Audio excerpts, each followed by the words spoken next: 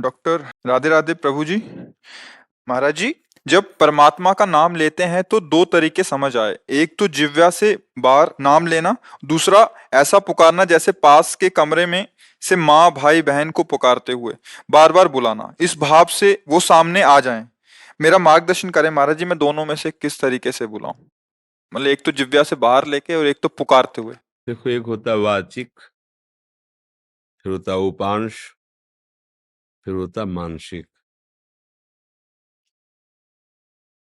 परा पश्यन्ति मध्यमा वैखरी, ये वाणी है। जो हम बोल रहे हैं वैखरी वाणी है।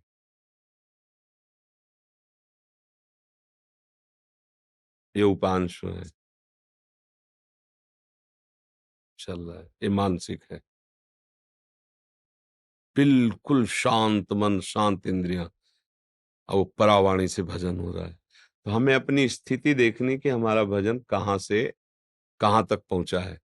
यदि हमारा थोड़ा मानसिक जप करने के बाद मन भाग रहा है, तो हमें मानसिक जप पे ज्यादा नहीं टिकना चाहिए, हमें तुरंत वाचिक पर आना चाहिए। भाग रहा है ना, अब वो बनेगा नहीं सही। अगर हमारा मन थोड़ा हमें सहयोग कर रहा है, तो उपांश जप में आ जाना चाहिए। ऐसे अब लग रहा है कुछ जप रहे हैं, पर क्या जप रहे हैं, कुछ लग रहा है ऐसा। मानसिक जप ये होता है कि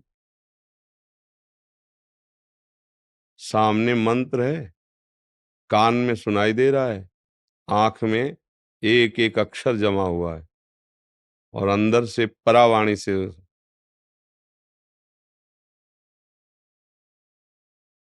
न माला है न कुछ, उठते बैठते चलते फिरते हर समय पर ये सिद्धों की स्थिति होती है, साधक को करना होता है। तो अगर हम कम से कम 1.5 वर्ष जवान से अभ्यास करें, राधा राधा राधा राधा राधा राधा राधा राधा राधा, बिना प्रयास के उपांश चलने लगेगा।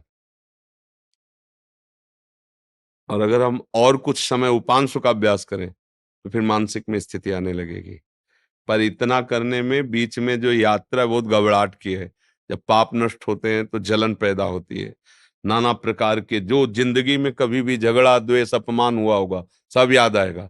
सब जो पाप किए हैं वो सब सामने आए, क्योंकि भस्म होगा ना। और उस समय साधक को टिक पाना बड़ा कठिन होता है। अच्छा, जो कमजोरी रही वो तुम्हारे सामने उपस्थित हो जाएगी। जैसे आप काम, क्रोध लोभ मोह मद, वही तुम्हें दबाना शुरू कर देगा, क्योंकि अब युद्ध शुरू हो गया ना। नाम अब विजय करवाएगा ना, तो नाम न छूटे, उत्साह न टूटे, और आप आगे बढ़ते रहो तो जीत जाओगे। और इसके लिए साधु संग बहुत जरूरी है।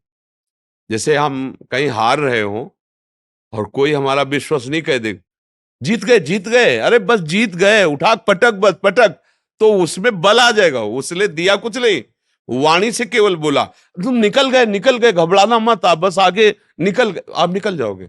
अरे तुम क्या निकल पाओगे, गए गए, वो निरुत्साहित होकर मर जाएगा।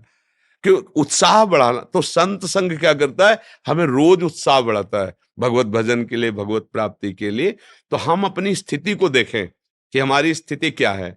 अगर कुछ मिनट हम जब शांत होकर जपते फिर मन भाग जाता है, परेशानी, अभी हमारी मानसिक स्थिति नहीं, हमें उपांश में आना है, और उपांश में भी जी घबराने लगता है, परेशानी हो रही, तो नाम कीर्तन करना है। राधा वल्लभ राधा वल्लभ राधा वल्लभ श्री हरि राधा।